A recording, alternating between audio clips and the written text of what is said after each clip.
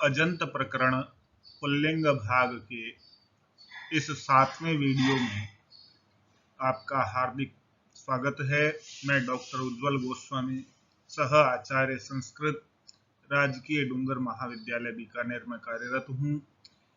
इस वीडियो में हम द्वितीय विभक्ति द्विवचन में प्रयुक्त होने वाले सूत्रों तथा राम शब्द के द्वितीय विभक्ति द्विवचन में बनने वाले पद रामऊ की रूप सिद्धि देखेंगे। यद्यपि प्रथमा विभक्ति द्विवचन में भी जो सूत्र प्रयोग किए गए थे उन्हीं की प्रवृत्ति यहाँ पर होगी, अतः पुनरावलोकन करते हुए हम रामऊ शब्द की रूप सिद्धि सिद्ध करेंगे।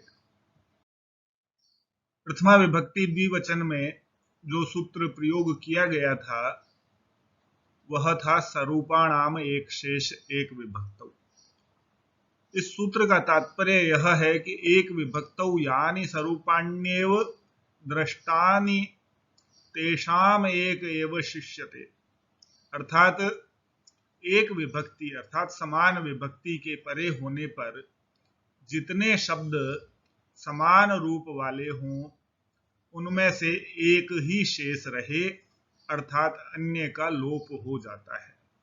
हमने देखा था द्विवचन में राम राम इस प्रकार का प्रयोग हम लेते हैं तो उससे परे जब विभक्ति प्राप्त होती है तो उसमें एक ही राम शेष रहता है, क्योंकि दो राम समान रूप वाले हैं, अतः उनमें से इस सूत्र से एक ही राम शेष रहता है। इसके बाद जो सूत्र हमने देखा था वह था प्रथमयो पूर्व सवर्ण। इसकी वृत्ति यह बताई गई है कि अकः प्रथमा द्वितीयोर अचि पूर्व सवर्ण दीर्घ एकादेशः स्यात् इति प्राप्ते। यदि इसके अर्थ को देखें तो अक प्रत्याहार से प्रथमा या द्वितीय विभक्ति का अच परे हो तो पूर्व और पर अर्थात अक और अच दोनों के स्थान पर पूर्व सवर्ण दीर्घ एकादेश हो। इस सूत्र के प्राप्त होने पर अग्रिम सूत्र भी प्रवृत्त होता है। व्याख्या में यदि हम देखें कि प्रथमा विभक्ति में हमें औ और जस ये अक प्रत्याहारांत प्रत्यय प्राप्त होते हैं, और द्वितीय विभक्ति में अम औ और शस ये तीन प्रत्यय अक प्रत्याहारांत अच प्रत्याहारा आदि प्राप्त होते हैं। तो ये किसी अजंत शब्द से परे होंगे तभी इन अक और अच दोनों के स्थान पर पूर्व सवर्ण दीर्घ एकादेश होगा, अन्यत्र नहीं होगा। पूर्व सवर्ण से तात्पर्य जो पूर्व में स्थित अजंत शब्द का अंतिम अच है उसका ही समान रूप वाला दीर्घ आदेश होता है। जैसे राम शब्द में अंतिम अच या अक अकार है तो उसका दीर्घ आदेश आकार हो जाता है। इसके बाद जो सूत्र की प्रवृत्ति होती है नादिचि, यह सूत्र कहता है कि आद इचि न पूर्व सवर्ण दीर्घ। यह पिछले सूत्र का निषेध करता है। कंडीशन बताई गई है आत इचि, इच प्रत्याहार का वर्ण यदि परे हो आत से तो पूर्व सवर्ण दीर्घ नहीं होता है। तब क्या होता है, वृद्धि रेचि सूत्र से वृद्धि आदेश होती है और यह रामऊ ऐसा रूप राम शब्द से सिद्ध होता है। तो यहाँ आत का तात्पर्य अवर्ण से परे यदि अच प्रत्याहार का वर्ण हो तो पूर्व सवर्ण दीर्घ एकादेश नहीं होता है। वृद्धि रेचि सूत्र से वृद्धि होकर रामऊ ऐसा प्रयोग सिद्ध होता है। अब यहाँ राम शब्द की रूप सिद्धि देखें, उससे पहले राम शब्द का रूप देखना आवश्यक हो जाता है। तो प्रथमा विभक्ति एक वचन में रामः रूप प्रयोग सिद्ध किया था हमने, द्विवचन में रामौ रूप सिद्ध किया था और बहुवचन में रामः रूप सिद्ध किया था। इसी प्रकार द्वितीय विभक्ति में रामम रूप सिद्ध किया था। यहाँ हम इस वीडियो में रामौ द्वितीय विभक्ति द्विवचन का प्रयोग सिद्ध करेंगे और बहुवचन में रामान रूप बनता है। तो इस प्रकार से यहाँ प्रयोग सिद्धि के लिए रूप स्मरण बहुत आवश्यक है। तो यहाँ रामौ शब्द को यदि हम देखते हैं तो राम शब्द से द्वितीय विभक्ति द्विवचन की विवक्षा में यह रामौ रूप निष्पन्न होता है। सर्वप्रथम हम किसी भी शब्द की व्युत्पत्ति करते हैं तो व्युत्पत्ति पक्ष और अव्युत्पत्ति पक्ष दो पक्ष हुआ करते हैं। तो अव्युत्पत्ति पक्ष में रमन्ते क्रीडन्ते योगिनो अस्मिन् इति यह अर्थबोधक शब्द या अर्थबोधक प्रयोग यहाँ हम करते हैं, और धातु से यदि हम निष्पत्ति करते हैं तो वह व्युत्पत्ति पक्ष कहलाता है। तो यहाँ रम धातु से घय प्रत्यय करने पर राम शब्द निष्पन्न होता है। अब यहाँ दोनों ही अर्थों में यदि हम देखें, अव्युत्पत्ति पक्ष में यदि रमन्ते क्रीडन्ते योगिनो अस्मिन् इति ऐसा विग्रह स्वीकार करते हैं तो अर्थवद धातुर प्रत्ययः प्रातिपदिकम, यह सूत्र अव्युत्पत्ति पक्ष में राम की प्रातिपदिक संज्ञा करता है, जबकि व्युत्पत्ति पक्ष में कृदंत होने के कारण राम शब्द की प्रातिपदिक संज्ञा कृत तद्धित समासाश्च सूत्र से होती है। तदुपरांत प्रातिपदिक संज्ञा होने के बाद हमें सुप विभक्तियों की प्राप्ति होती है, जिसका सूत्र निर्दिष्ट है स्वौज समौट षष्ठाभ्याम भिस ज्ञेभ्याम भ्यस गसिभ्याम भ्यस गसोसाम ज्ञोस सुप।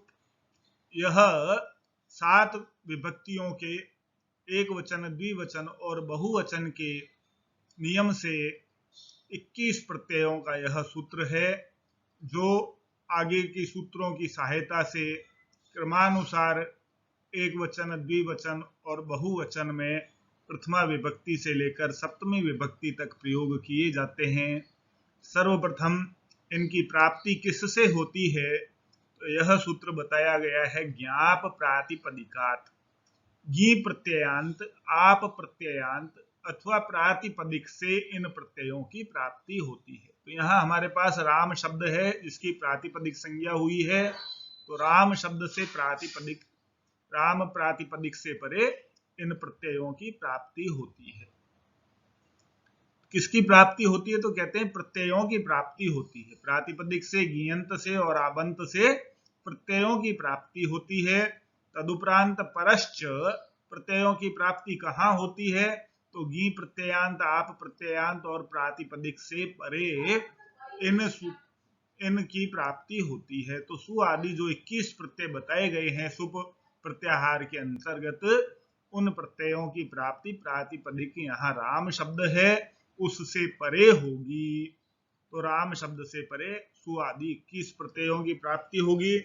लेकिन 21 प्रत्ययों में द्वितीय विभक्ति द्विवचन में कौन सा प्रत्यय प्रयोग होगा, उसके लिए आगे के 2 सूत्र और बताए गए हैं कि सुपह, तो सुप का प्रत्येक त्रिग एक वचन द्विवचन और बहुवचन संज्ञक हो, यह इस सूत्र का अर्थ है। तो यहाँ राम शब्द की द्वितीय विभक्ति द्विवचन की विवक्षा होने के कारण राम राम ऐसा प्रयोग हम 2 बार प्रयोग करते हैं। तो इन 2 राम से परे प्रत्यय की प्राप्ति होगी। लेकिन प्रत्यय की प्राप्ति हो उससे पहले हमें एक सूत्र और प्राप्त होता है, सरूपाणाम एक शेष एक विभक्तौ। समान रूप वाले जो शब्द होते हैं उनमें एक ही शब्द शेष रहता है। तो 2 राम में से एक राम शेष रहता है इस सूत्र से। तब राम शब्द से द्वितीय विभक्ति द्विवचन में द्वैकयोर द्विवचनैक वचने सूत्र से द्वित्व की विवक्षा होने पर द्विवचन का प्रत्यय प्राप्त होता है और एकत्व की विवक्षा होने पर एक वचन का प्रत्यय प्राप्त होता है। तो यहाँ हमारी द्वित्व की विवक्षा है। अतः द्वितीय विभक्ति द्विवचन में औट प्रत्यय की प्राप्ति हुई, तब राम औट यह रूप बनता है। अब औट प्रत्यय को यदि हम देखते हैं तो अंत में औट में टकार अंतिम हल है, तो अंतिम हल की नित्य हलंत्यम सूत्र से इत संज्ञा हुआ करती है, अतः औट के अंतिम हल टकार की इत संज्ञा हो जाती है, और जिसकी भी इत संज्ञा होती है उसका तस्य लोपः इस सूत्र से इत संज्ञक का नित्य लोप होता है, अतः यहाँ टकार का लोप हुआ, तब राम औ यह रूप बना। अब यहाँ यदि हम देखें कि प्रथमा विभक्ति द्विवचन में हमने एक सूत्र पढ़ा था, प्रथमयो पूर्व सवर्णः। यह सूत्र कहता है कि अंतिम अच से परे यदि अक प्रत्याहार का कोई वर्ण हो, तो राम में अंतिम अकार है, अच प्रत्याहार के अंतर्गत पठित है, और उससे परे औ है जो भी अक प्रत्याहार में पठित है, अतः पूर्व अच अकार और पर अक औ इन दोनों के स्थान पर पूर्व सवर्ण दीर्घ एकादेश प्राप्त होता है। किंतु इस सूत्र के प्राप्त होने के बाद अगला सूत्र भी प्रवृत्त होता है, नादिचि। यह कहता है कि अकार से परे यदि इच प्रत्याहार का वर्ण हो तो पूर्व सवर्ण दीर्घ एकादेश का निषेध होता है। तो यहाँ औ इच प्रत्याहार में पठित है, अतः पूर्व सवर्ण दीर्घ एकादेश का निषेध हुआ। तब वृद्धि रेचि सूत्र से राम औ इस अवस्था में राम के अंतिम अवर्ण से परे एच प्रत्याहार में 4 वर्ण आते हैं, ए ओ ऐ औ।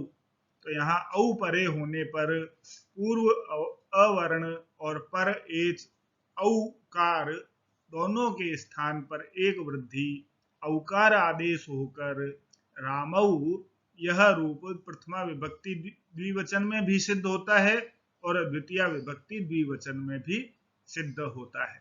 धन्यवाद।